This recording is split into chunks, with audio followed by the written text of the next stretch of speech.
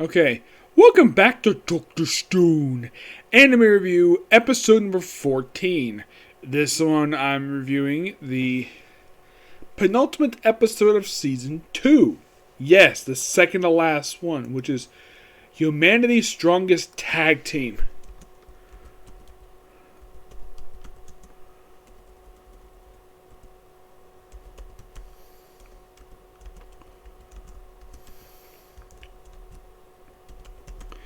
Yep, that's the name of this episode. And this episode adapts from, well, chapter 781 and the first 4 pages of chapter 82. So we're pretty much just about done with this arc, which, yes. So the episode starts out with a bit of original content here, which, not surprising. I look at the manga, this particular moment is not there. Let's see if I can look him up here.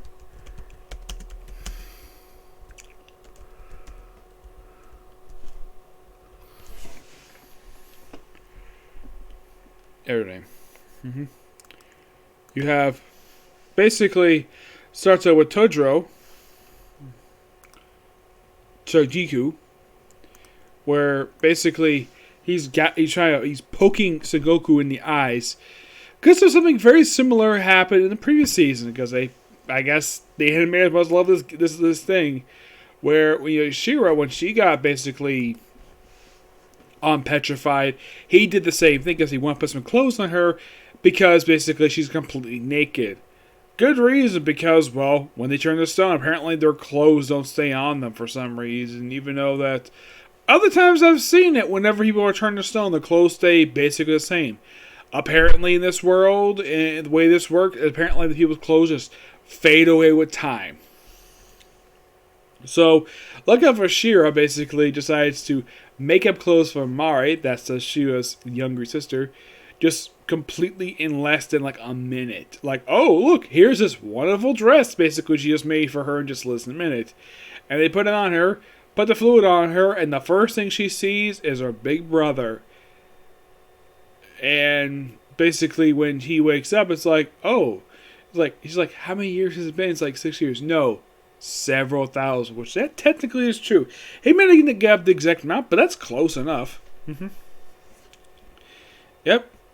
They then go back to the village, and of course we have Kankuro basically thinking back basically with her sister, where basically she had to fight to save her sister's life, and well, she has something in common with Osaka, which kudos, the fact they did that. And then they go back to the village, everything's a hunky dory, and then Hoga notices, oh, Mari-chan, he says, well, Mari-kun anyways, even though it should say kun. I don't know why it says kun, it makes no freaking sense.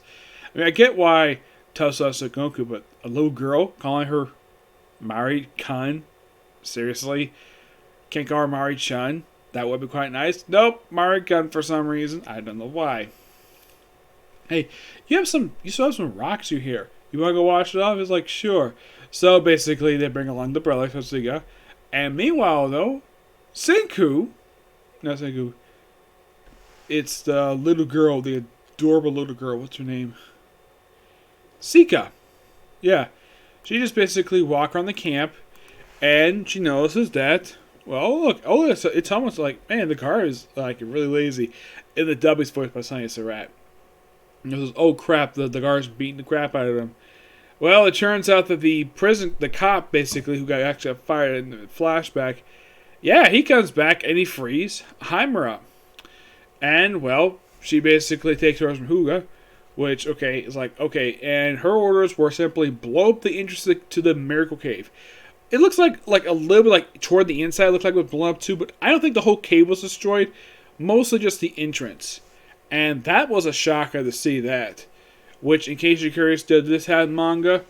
From what I can tell, no. I think this might be anime original. I was looking up. I didn't see this happen in manga. Just like, let's attack Hoga. And then, of course, Hyuga stabs Sika. And, of course, Senku tries to save him. Then they all fall in the river and look up the former prison guard. He basically volunteered to show that, yeah, for this area. So, everybody goes to look. Kohaku wants to jump after them, as a brave woman she is. And her father stops her because she doesn't know the currents very well. Currents too strong. I'm thinking, really? It's a waterfall. The currents are not that. The currents are strong, but not as strong as you probably think it is. You probably think of like a whirlpool or something. I'm not sure where he gets his thinking from. And then we see Tezuka, who's basically got a stab wound to the chest. Yeah, he got, apparently, according to Hyuga, he stabbed Tezuka in the lung. I'm like, that's interesting.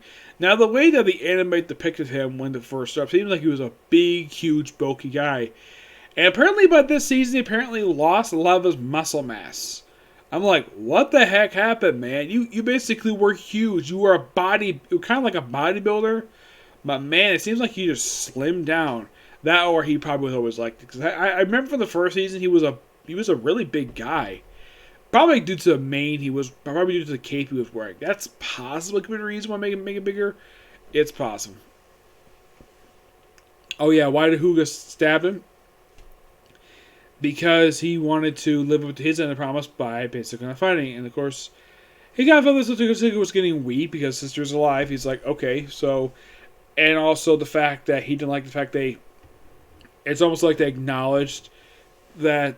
Of course, they pointed viewers. When I was watching the first season of Funimation website, somebody pointed out though that Tezuka basically was about young people. Yeah, basically, depetrifying a bunch of thugs. Yeah, I'm glad that Hyuga pointed that out, which is kudos for him to do that. And then, of course, you have the tag team. Of course, Hyuga mentions Tezuka, like, maybe we should team with each other against him. Like, he's like, nah, I'm teaming with him instead. And Sayenta might basically fight him. He, of course, is not a fighter per se, so he lays some gunpowder down. Of course, Hyuga, who's actually alive. Yes, he's alive. Barely. And, of course, he proceeds to beat out crap out of his former subordinate. Because he stabbed him, so obviously. And beats him with gunpowder. And then he uses his fingers like, oh yeah, I'll kill you with one finger. And the finger basically, yeah, is mentioned by Sugu. He's basically made this world's first 100,000 volt stun gun. Which knocks him out cold. And then we see Goku and Sasuke just lie on the ground and that's when the episode ends. Oh, they're okay. They're just basically tired. But this episode's pretty good. Love it. Can't wait for next week.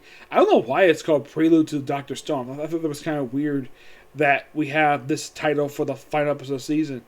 That, and probably, and this is my personal theory, I think because they're also probably setting up a potential for season 3 covering the Age of Exploration, which I'm looking forward to seeing that because I highly doubt they're just going to adapt like the rest, like one chapter for the final episode of the season, because that'd be kind of dumb to do.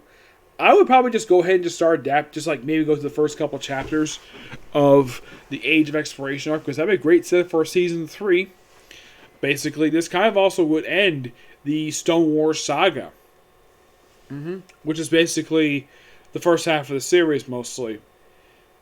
Yeah, episode was really good. Can't wait for next week. Okay, so that's it for Second View. Next one is a Comic Corner. And it's 2 Marvel trades. You're thinking, really? More Marvel trades? We can do some DC or independent stuff. Well, it's basically what I picked. And these 2 trades, I really want to talk about. One, I don't know why the library never got this one, but I'll discuss that in my next comic corner. Okay, do the next video. Bye.